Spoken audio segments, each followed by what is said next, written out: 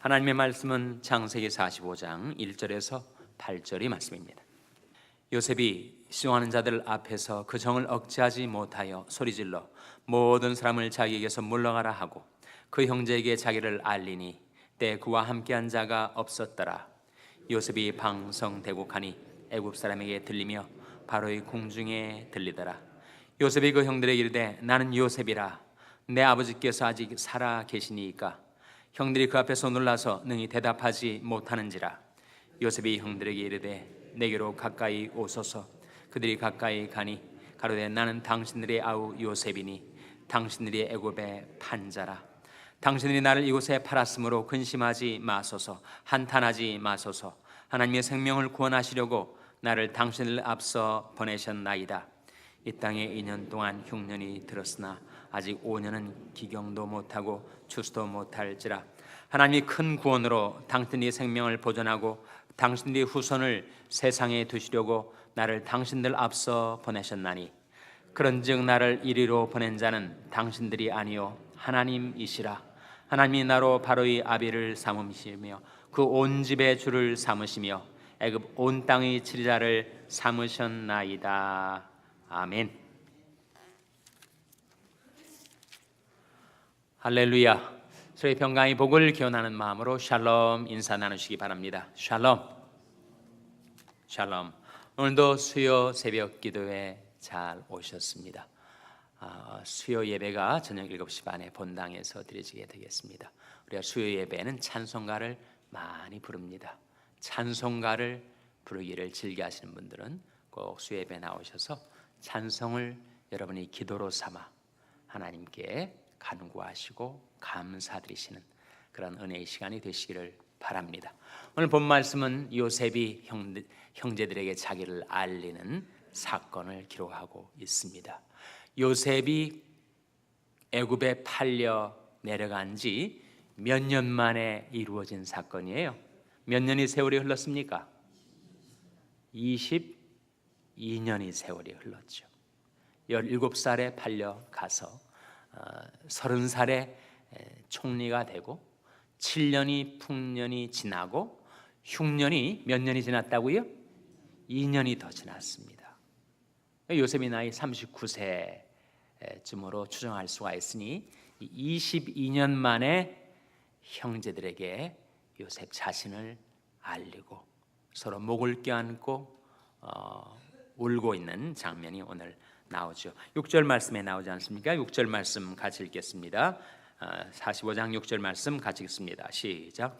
이 땅에 2년 동안 흉년이 들었으나 아직 5년은 기경도 못하고 추수도 못할지라. 그러니까 흉년이 7년 중에 2년이 지금 경관 흉년에 2년이 들어선 바로 그 시점이니까 정말 형들에게 무지막지한 그 미움과 질시로 가득 차서 마치 동생을 증오하듯이 죽이려다가 노예로 팔아버린 그 사건 이후로 22년 만에 형제들이 화해를 합니다. 참 요셉이 우는 장면이 세 번째 나오는데 창세기에서 요셉이 눈물을 잃지 않았다는 것, 요셉이 그 처음 하나님께 받았던 순전한 마음, 순수한 마음을 잃지 않았다는 것이 참 놀랍죠. 사람은 감정적인 존재라고 하죠. 감정이 얼마나 우리 삶 속에 큰 영향을 끼치는지 우리는 때로 감정에 휘둘리기도 하고 감정에 빠져서 헤어나오지 못하기도 합니다. 사소한 듯하지만 실제로 우리 생활 속에 큰 영향을 미치는 감정들이 있는데 섭섭한 감정, 서운한 감정, 홀대받았다는 감정, 그런 감정들이 마음을 상하게 하고 삶을 우울하게 만듭니다. 그런 감정들뿐만 아니라 정말 큰 마음을 상심케 하는 그런 감정들도 있어요. 버림받았다 느끼는 감정, 배반당했다 느끼는 감정, 거부당했다라고 느끼는 감정이 우리의 인생에 커다란 영향을 미칩니다. 요셉이 바로 그러하지 않겠어요? 형들이 얼마나 섭섭했겠습니까? 서운했겠어요? 어떻게 동생을 그렇게 막대할 수 있었을까? 홀대받았다는 감정 뿐만 아니라 완전히 버려버린 거죠. 거부해버린 것입니다. 완전히 형제지간의 혈육의 정을 거부해버리고 배반해버린 그 당사자인 요셉이 얼마나 많은 감정들이 그 마음을 스쳐 지나갔겠어요. 근데 어떻게 요셉은 그 모든 사감, 캐캐묵은 오래된 감정, 그 구원들을 일시에 다 떨쳐버릴 수가 있었는가? 요셉을 파멸시킬 수도 있었을 그러한 원한의 감정들을 어떻게 다 극복할 수가 있었는가? 그것은 바로 요셉에게 무엇이 있었기 때문이라고요? 바로 사명감이 있었기 때문입니다. 사명감의 의식, 사명감의 감정이 그 모든 부정적인 감정들을 일소에 다 몰아낼 수가 있었다는 것입니다. 그래서 오늘 본 말씀에 나오고 있습니다. 7절, 8절 말씀 같이 읽겠습니다. 5절 말씀 먼저 한번 같이 읽겠습니다. 5절 말씀 같이 읽겠습니다. 시작. 당신들이 나를 이곳에 팔았으므로 근심하지 마소서, 한탄하지 마소서. 하나님이 생명을 구원하시려고 나를 당신들 앞서 보내셨나이다. 당신 나를 이곳에 팔았으므로 근심하지도 말고 한탄하지도 마소서. 나를 이곳에 보낸 자는 당신들이 아니라 누구라는 것입니까? 하나님이 나를 보내신 것입니다. 목적은 뭐예요? 목적은 생명을 구원하시려고, 하나님의 생명을 구원하시려고 나를 당신들 앞서 보내셨나이다. 보냈다는 것이 바로 사명감 아닙니까? 사명의 사자는 보낼 사자, 하나님이 보내신 것이다.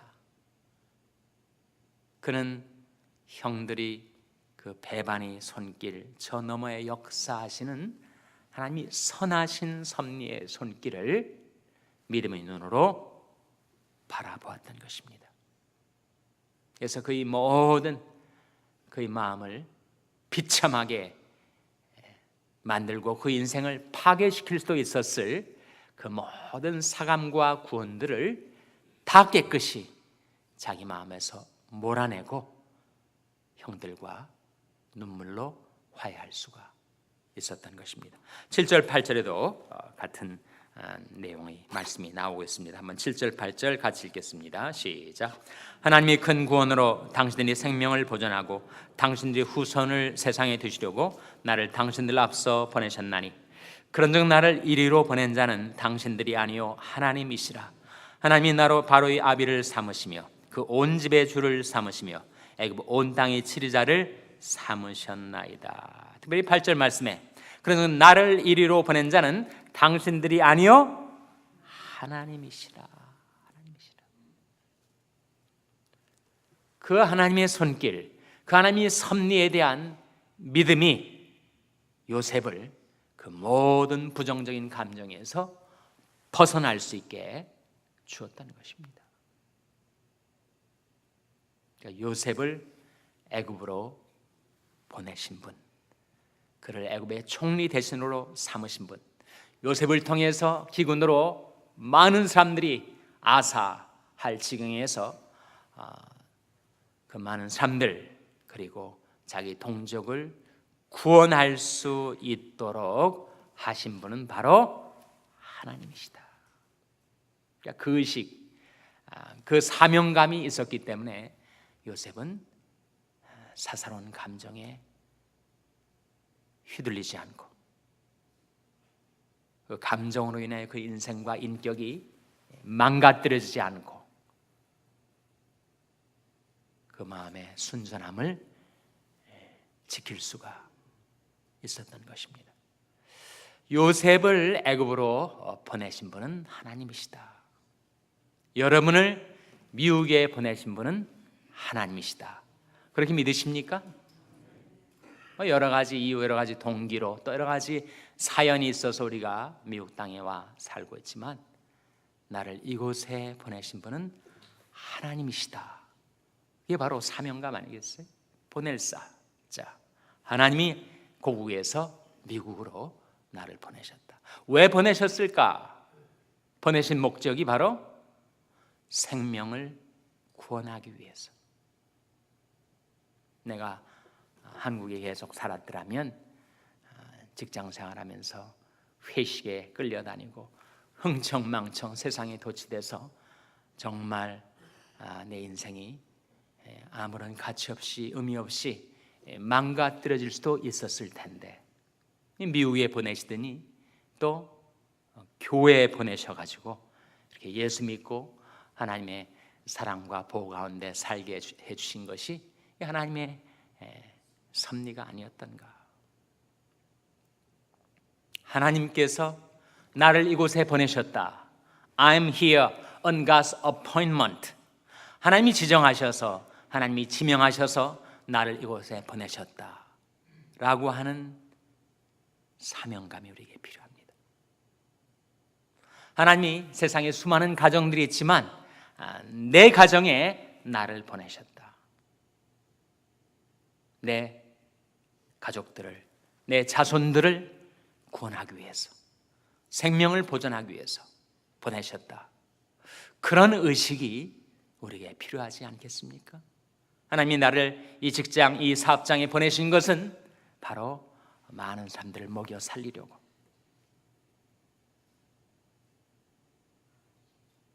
그들의 육신적인 생명뿐만 아니라 그들의 영혼의 생명도 구원하시려고 보내셨다고 믿는 그런 믿음과 사명감에 살아가는 사람들은 정말 하나님의 뜻을 향하여 좀 더 접근하는, 근접하는 그런 삶을 살아가겠지만 전혀 그런 의식도 사명감도 없이 살아간다면 우리는 그 사사로운 온갖 부정적인 감정, 인생의 고통 속에서 생겨나는 온갖 배반감, 거부감, 상처, 그런 사감에 의해서 우리는 휘말려서 내 인생이 정말 의미 없이 가치 없이 몰락할 수도 있을 텐데 하나님이 우리에게 이런 신앙, 이런 사명감을 주셨다는 것이 얼마나 감사한 일인지. 하나님이 나를 그렇게 미국에도 교회에도 가정에도 사업장에도 보내신 것처럼 내 인생길에 그 누군가를 보내셨다. 이것이 그저 우연이 아니라 하나님의 섭리 가운데 그 사람을 내게 보내셨다 라고 하는 의식이 우리를 감정에서, 부정적인 감정에서 벗어나게 해줍니다. 그래서 요셉을 통해서 우리가 배우는 것은 그 인생에 일어났던 모든 사건들, 분명히 형들이 그렇게 몹쓸 짓을 했고 또 많은 사람들이 요셉을 그런 곤경에 몰아넣었지만 억울한 누명도 쓰고 감옥에도 갇히고, 그러나 그 모든 사람들의 손길 저 너머에 그 배후에 역사하시는 하나님의 섭리의 손길, 나는 그것만을 바라고 의지하며 살리라. 하나님 나를 이곳에 보내신 그 사명과 목적을 위해서 쓰임받는 인생을 살리라. 그런 사명감으로 충만케 되시기를 주님의 이름으로 축원합니다. 기도하시겠습니다. 오늘 말씀 기억하며 하나님, 저희들도 하나님의 섭리를 따라 살게 하여 주시옵고 사람을 보지 않고 하나님을 볼 수 있게 해 주시옵소서. 기도하시기 바랍니다. 우리 자녀들 위해서 기도할 때 하나님, 저희 자녀들에게 이런 믿음과 사명감을 주셔서 하나님 앞에 쓰임받는 우리 자녀들 되게 해달라고 기도하시기 바랍니다. 평생에 연약한 지체들을 위해서 기도하실 때 하나님의 긍휼과 권능의 손으로 붙들어 주시고 고쳐주시고 회복시켜 달라고 기도해 주시기 바랍니다. 우리 샬롬교회를 기도할 때 하나님, 저희 샬롬교회를 이 세상 가운데 보내신 하나님의 뜻, 하나님의 섭리를 따라 행하는 교회, 사명을 감당하는 교회가 되게 해달라고 기도해 주시기를 바랍니다. 여러분의 생업을 위해서 기도하시고 셀라리안 김성림 선교사님을 위해서 기도해 주시기 바랍니다. 교육관 건립을 위해서 기도해 주시기 바랍니다. 하나님 저희들을 성령으로 충만케 하여 주시옵소서. 이런 제목들 놓고 우리 합심해서 기도하겠습니다.